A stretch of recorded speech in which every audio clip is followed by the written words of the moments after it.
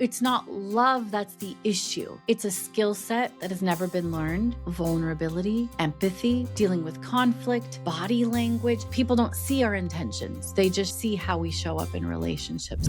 Welcome to the Grace Marriage Podcast. I'm Brad Rhodes. And I'm Marilyn Rhodes. We're here to help you build a marriage that's stronger, more connected, and full of grace. I'm Rick Dayton, joining Brad and Marilyn as we bring you weekly conversations designed to inspire and equip you to live intentionally in your marriage. We'll share practical tips, powerful stories, and strategies to help you and your spouse grow closer and thrive together. So whether you're just starting out or have been married for years, there's always room to grow. Let's do this together. This is the Grace Marriage Podcast.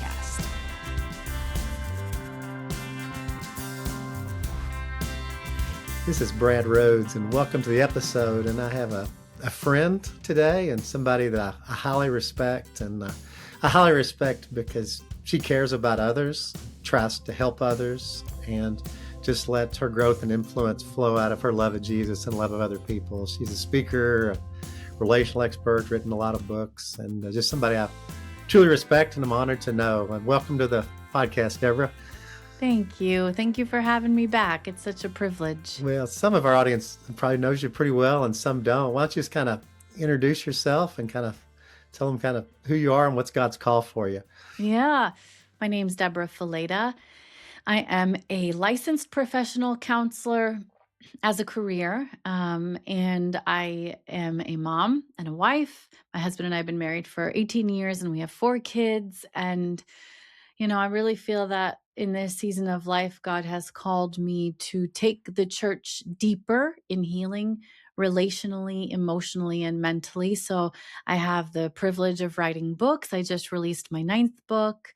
I have a podcast where people call in and we process on the air counseling conversations.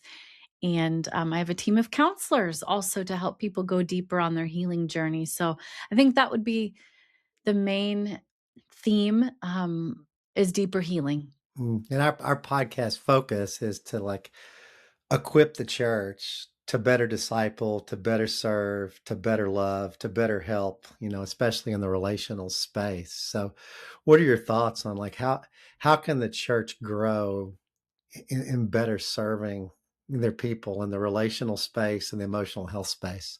Yeah, I think it's finally becoming something on our radar. I think we used to approach healing with a one-dimensional lens of spiritual healing, and that's so important. But as we know, Jesus calls us to love the Lord our God with our heart, soul, mind, and strength. And when you really analyze that, heart represents emotional health, soul represents spiritual health, mind represents mental health, and strength represents our physical health and well-being. And I think the church is really starting to catch on that following Jesus and being aligned with him is a holistic process. It requires alignment in all of these different parts. And it's an exciting season for the church, in my opinion, because God is taking us deeper and opening our eyes to healing in many different ways. I've just been so encouraged being invited into churches that maybe 10 years ago would have never discussed mental health and trauma and depression and anxiety. And here we are trying to get into alignment in those areas. So I don't know. I know the news sometimes makes it seem like things are on the wrong path and track in this world and relationships and faith and family, but I see God moving in a powerful way, and I'm excited to be a part of it. Well, and it seems like, and I love your thoughts, there's a lot of times swings. So it's like all of a sudden people realize this is really unhealthy, unhelpful. Then they'll swing towards something more healthy and helpful. You see it with cell phones and distraction and social media. There's a movement among younger people to go dark and to get off things, because I think over time, when you start experiencing the pains of things, sometimes the church and individuals both tend to correct. Yeah, and sometimes overcorrect, if I'm honest. I think the thing that I see that is concerning is the overcorrection and the overcompensation rather than seeking out balance. To me, being a healthy person means balance in all of these areas, balance in how we have these conversations versus an overcorrection where we fixate too much on it and then neglect the other side. For example, moving from spiritual health and shifting the conversation to mental health alone doesn't help anybody. We have to stay balanced in how we're having these conversations and integrative in how we're having these conversations. So that's what I'm hoping that we can do, even as we talk today, that it would just be a conversation that flows with grace and balance. Yeah. And wouldn't you say that it's hard to fully separate the two? I mean, I remember I was had a time where I was struggling with some being pretty anxious, and integrating some spiritual practices of Sabbath and other things were helpful in me getting out of it. So it was, I definitely had the emotional side, but certainly it seems like you can't totally separate the two. You shouldn't. You're right. I mean, that's what balance is all about. It's just kind of staying in the middle and holding with each hand a little bit of all of the different things that God has given us as the tools to function in the best way possible in life abundant. And so I'm grateful that we live in a day and age where we have access to things, knowledge, information that we've never had before. But I'm most grateful that we can anchor all of that in God's unchanging truth. Now, you've just released a book called People Skills.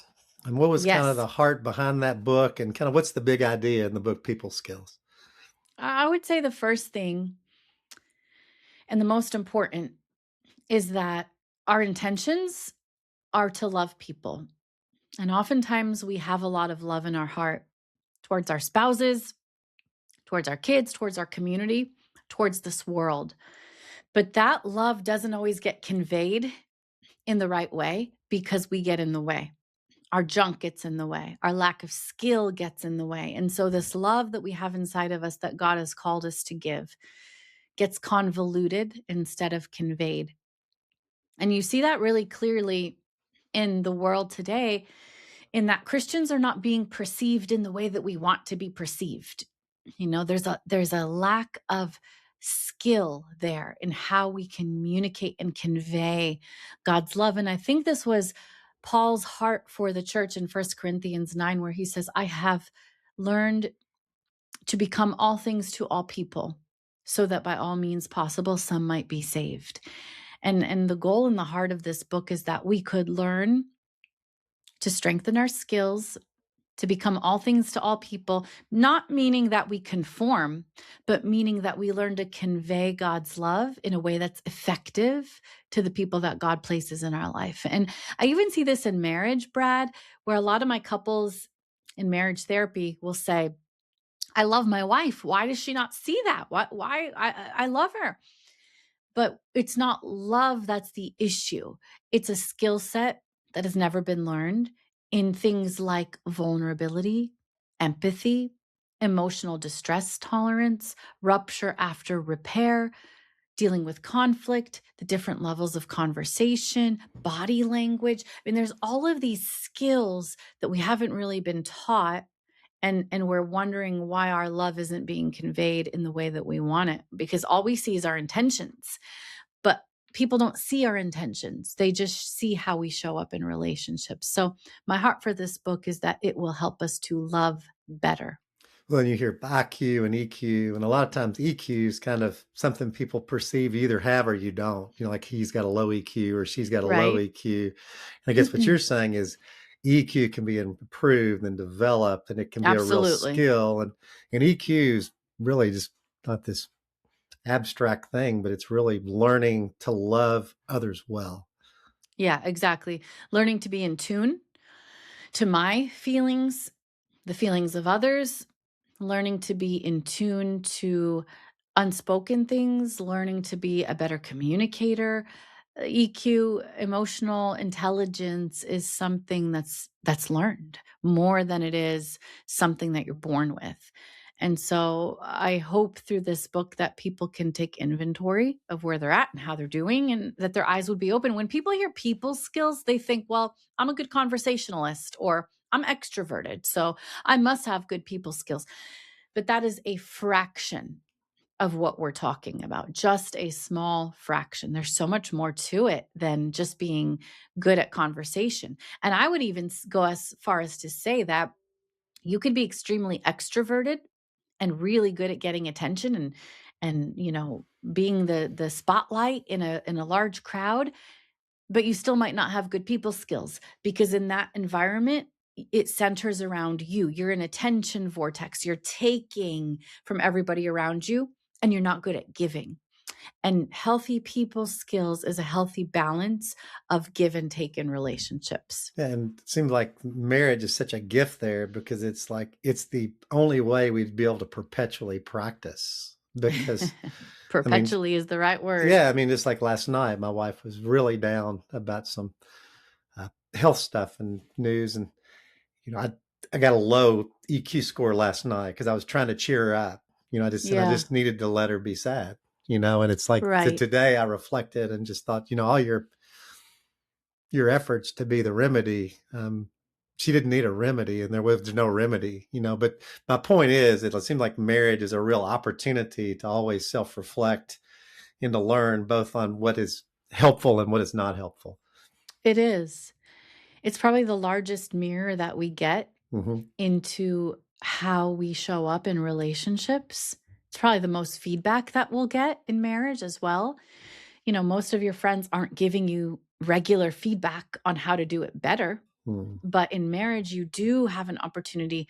The problem is, in marriage, we also feel the most susceptible to defensiveness and batting away that feedback when it comes our way, because we don't want to feel uncomfortable, hurt. We don't want to feel like we've done anything wrong, but really it's an opportunity to increase the way that we love. It's an opportunity to love better.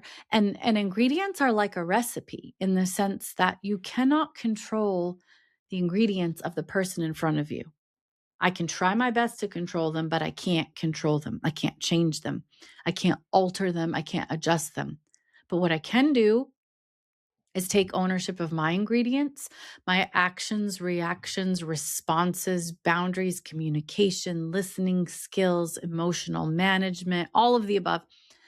And as I increase my ingredients and make them healthier and transform my ingredients, and I bring them back into the recipe, it influences the entire recipe. So I do have a really important role. I'm not powerless just because I can't change you, but I can change what I bring to the table, and that changes the whole recipe.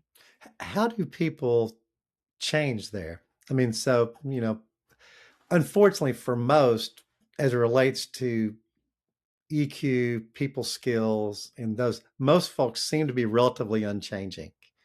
And so how do they break that cycle so they are becoming better lovers of people, more in tune, more appropriately responsive?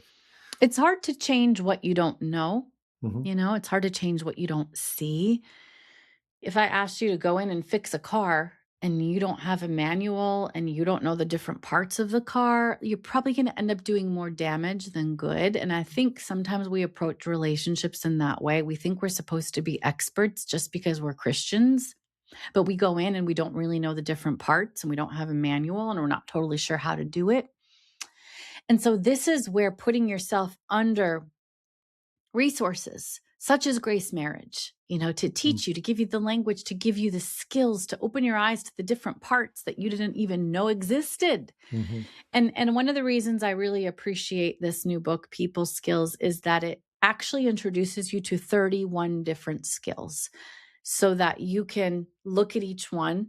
And some of them you've never learned. Some of them you've probably never been taught. Some of them you've maybe heard of, but you haven't really done deep inventory into what that actually looks like in your own life and how to make that skill better. And so once you become aware of these different things, you can start to focus in on adjusting and changing each one. The will to do better doesn't get us very far Mhm. if we don't have an actual map, an actual plan, practical tools. And as you know, as a counselor, I don't just stop there, because to me, it also matters why I do what I do, and learning to get to the roots of some of that. In order to learn healthy people skills, there's actually a good portion of unlearning unhealthy people skills first. You know, sometimes you don't even realize the things that you've brought in from your past, from your childhood, were not healthy to begin with. And so it's okay. I have to unlearn this style of conflict. I have to unlearn this unhealthy communication strategy. I have to unlearn my defensiveness and my hesitancy to receive feedback. I have to unlearn some of these things so that I can begin to learn healthy new skills. And you talk about the spiritual and the emotional coming together. It's like my mentor would tell me, he said, I'm not being kind. I'm a kind person. So it's like, like just getting really close to the Lord and hearing from the Spirit, like you were talking about before we started this podcast, about hearing from the Spirit. And the Spirit's the great teacher, the great instructor. So a lot of times, even today, in like quiet time, it just kind of revealed to me how I almost feel like the Spirit is key in self-awareness. For sure. And sadly, it's probably the least effort and energy that we put into it. I was just talking to somebody about listening skills, and how when you go into a conversation, 50% of that conversation is your ability to listen. If we're both given 50% here, I'm only getting 50% if I'm not tuning into what you are saying. And 50% is a failing grade. Mm-hmm. No matter how good I communicate, if I'm not receiving what you have to give me, I have failed relationally. But think about how we do that with God. Think about how we walk into our encounters with Him with our list, things we're going to say, things we need, things we're working on, things we're asking for.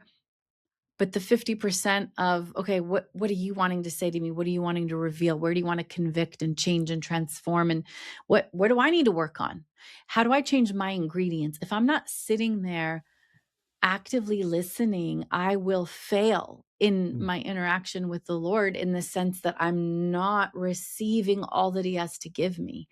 And so we really could do well to allow ourselves pockets of time where our screens are not in our faces. We bring our screens to the bathroom these days. We don't Mm-hmm. even have like 2 minutes to sit and process it. If I asked our audience, the people listening, how many minutes a day are you even sitting in silence without multitasking, without driving? Driving is still multitasking. Just sitting in God's presence to listen. And if we said 1 minute, I think we'd be in the 90th percentile, Mm-hmm. because I just don't think we make enough time for it. And it's no wonder the last few minutes when we're trying to fall asleep, our minds are overwhelmed with thoughts that we've repressed throughout the day. We haven't had time to process. It all comes out at once and it's overwhelming, and we struggle to sleep. It's no wonder we haven't really given ourselves space to do that work in different pockets of the day. Yeah, it's interesting you say that. I heard one author say that really the measure of spiritual maturity is how you are in total silence by yourself. Mm, Is that's beautiful. that painful to you, or is it just satisfying to you? And we're in a society now that loathes boredom. You're right. Like you said, people can't walk to the restroom without looking at their phone. If they're in line at a grocery store, I they know. can't stand there. It's they have to pass texting and driving laws. It's I know. how And so how would you advise somebody, because that is so against the grain now? It's like it is. could, And think about how it's affecting our marriages, hmm, our most intimate relationships, when there's always a third and fourth party present through the screen. Each person brings their own date to the dinner table mhm. by having our screens so easily accessible. I think the second reason I wrote people skills, if the first is so that we can convey God's love better, The second is because we live in such a tech saturated world right now where screens have outsourced people. And we're so connected online, but so disconnected in real life. There's something in people skills that I call technoference, which means technology is interfering with our closest relationships. It's Mhm. getting in the way. And it's our way to numb, our way to escape, our way to withdraw instead of dealing with whatever's in front of us. And sometimes what's in front of us is a hard conversation that I should have. But our pain tolerance in relationships. Let me just say one way we've overcompensated is where years ago we used to tolerate really toxic interactions, even abuse. We wouldn't talk about it, we would tolerate it. We've swung to the opposite side of the spectrum, overcompensated, where now any relational difficulty, any relational pain is almost intolerable. Mhm. So we either cut off that relationship because I don't like this pain that it's causing me, or we numb ourselves with, I don't like this feeling, so I'm just going to pick up my screen and scroll and detach and withdraw. And we've lost our ability to face the hardships in our closest relationships, that the hardships and the pain points that lead us to intimacy. You can't have intimacy without hard conversations, without dealing with difficult emotions and talking through hard things. And so the screens are doing damage in many different ways. And honestly, Brad, I think we're just on the cusp of how bad it's going to get with our lack of people skills, because screens have taken the place of intimate relationships. And you look at a lot of people in the younger generation, not even younger anymore, even, up into my generation, people don't call each other. They will text each other. Yeah. It's like my son's 19 and they all joke because like he's the only friend that he won't text. He calls people. It's like all my friends will just, hey, text. But he said, if Matthew wants to talk to you, he's going to call you. And if you want to talk to him, you text him, he ain't going to respond. Yeah. But the interesting thing to validate your point, he has great people skills. Mm. And people love being around him and they're drawn to him, but he practices them all the time. He talks to people, he addresses things. I don't know why, but he kind of rejected the more digital communication style. Yeah. Yeah. He's opted for real life relationships, which is what God designed us for. And don't get me wrong, I think technology is amazing and I'm so grateful for it. But Mm-hmm. just like anything else, once it gets out of balance, it begins to do more harm than good. Mm-hmm. Yeah, it needs to facilitate deep relationship, not be the enemy of it. Exactly. So if you have a cell phone, if you're not using it in a way that is deepening your connection to other human beings and God, and it's becoming a distraction to that, you just need to revisit how you use it. Have you read the book Digital Minimalism by Cal Newport? I haven't. Yeah, it's a really good read about shifting from letting the phone use you to using it. And the whole thing is Mm. basically how do you use it as a tool to deepen relationship and avoid it being a distraction from relationship. So it's a lot of similar but different to what you're saying. So Yeah, I think that's really important. And, as I mentioned, technoference is one of the chapters in people skills. And we actually launched a free 21-day bite-sized practices and lessons and boundaries that people can join that help you get to some of the roots. Even like why am I picking up my phone right now? Am I bored? Am I trying to escape from a difficult feeling? Like what is it? And some of the boundaries of having a certain spot in your house for your phone, having time with your family where technology is off limits, and just all these little practices that can really help us have more opportunities to develop our people skills because we have to. have you heard of the device called the brick? I have heard of it. Yeah, Yes, I just haven't decided to invest money when I could just use my desk. I got one. I'm very distracted and distractible, so I'm very susceptible to phone being an issue. So And Do you like it? Did you find it helpful? I do find it's helpful because if you brick your phone while you're at your house, and that means you can choose what all to shut off. You cannot bring it back alive until you are home and you put it back on the device. So if I want to text and I want to turn on the things that I want to use, I can't use it till I get back home. So Yeah. I don't think it's probably folks that are probably more disciplined than me with it might not find it as helpful, but I found it very helpful just because it is very unhealthy for me to be able to act on every thought. I'm sure your wife loves the brick. Last night, I mean, literally, she goes, "Would you please brick?" It's like basically, it's a verb instead now. of saying you're on my nerves, would you quit? Because I mean, to me, it's what's the score, what's the weather, what's happened in the news, what's happened here, gathering information and data, and I'm a real curious person, so even just random facts I just want the answer to. It's bad for me to have the access to go find them. So yeah, that's exactly my husband. He's a fact gatherer. We were just talking this morning, actually, over coffee, of how he's so curious. And I'm like, if curiosity was 100% dose that God gave each person when he created them, he must have given me like a 15% because I don't have that same desire for knowledge and data and information. But yeah, you're right. When you do, for me, it would be connection. I have a desire for connection. So maybe for me, my susceptibility to picking up a phone would be to text a friend or to call somebody. But even that needs to have boundaries and limits when there's people right in front of your face that you're supposed to be connecting with. So all that to say, finding the right balance starts with awareness. Yeah. Well, Debra, why don't you tell people about your book and how they can find your resources, and we'll just continue the conversation. But if you could go ahead and let people know a little bit more about where they can find People Skills and where they can tap into other resources of yours. Yeah. People Skills, like I mentioned, is 31 different skills to help you take ownership, to show up how you show up in relationships, to show up better, to love better.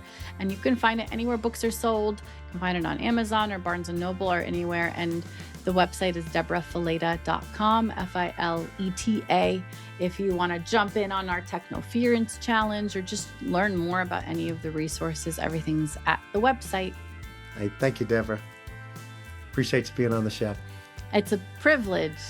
Thank you for joining us on the Grace Marriage Podcast. We really hope you're feeling inspired to take intentional steps to grow in your marriage. If you enjoyed today's episode, please don't forget to like, subscribe, and share it with a friend.